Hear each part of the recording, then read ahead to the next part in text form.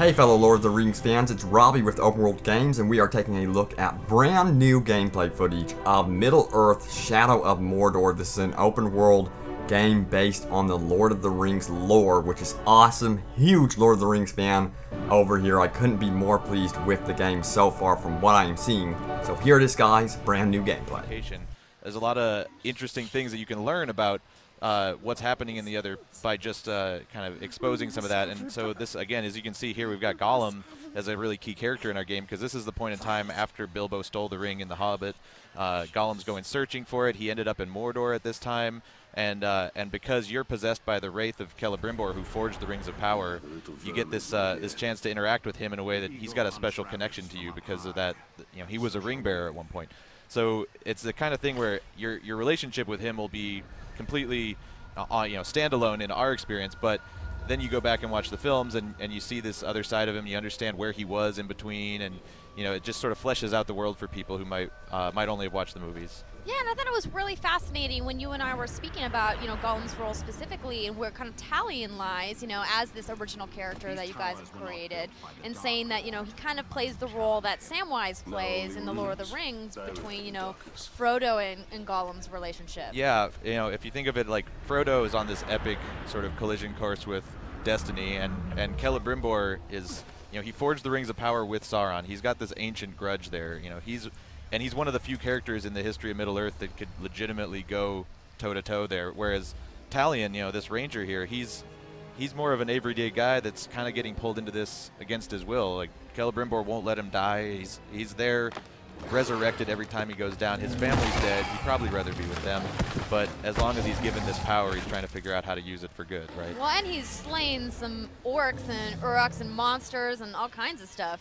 Yeah, and here we can see some of the wildlife as well, that some of these big things that early in the game are just too tough for you to take on, but of course you grow in power quite a bit, which is a fun theme to explore both for players, trying to get more powerful is kind of the name of the game a lot of times, but in Tolkien it's a sinister word. It's something to struggle with, that the nature of pursuing power. So it's a fun theme for us to explore, and here we'll actually see using some of these powers, using the bow, the wraith abilities here to summon some Caragors, these big cats, to distract this guy. So rather than taking him on head on, you kind of use the environment to create distractions and then sneak into his cave behind him while he's busy. Yeah, and so this is pretty early on in the game, right? That's right, yeah.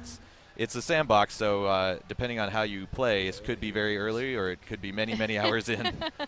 You could come back to it. That was one of the things that, I was super excited about after having multiple hands-on sessions with the game, is just how much time you can spend going through the open world and really not even playing through these main story quest lines. You can really just go and explore and look for artifacts and really engage with the Nemesis system. Yeah, there's a lot to it. The Nemesis system is obviously our key innovation. It's the thing we're really excited about because it's bringing something really new to the space, and it gives you a lot to work with. It's basically infinitely generating these procedural bosses and procedural missions that you're never going to see in anyone else's game. Your friends are never going to see in their games.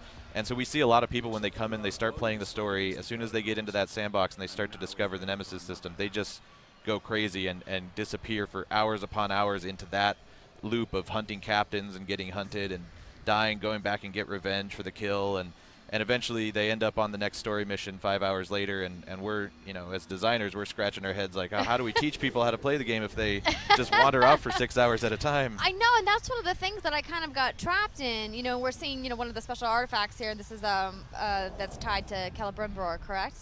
Yeah, so yeah, it's kind of the wraith world that you go into there using that power is revealing a lot of the layers of memories and history. There's thousands of years of history here in Mordor, and so you can kind of hear the memories of a lot of different characters and stories that have played out over that time, whether it was a week ago or 100 years ago or 1,000 years ago, a human or an orc or an elf.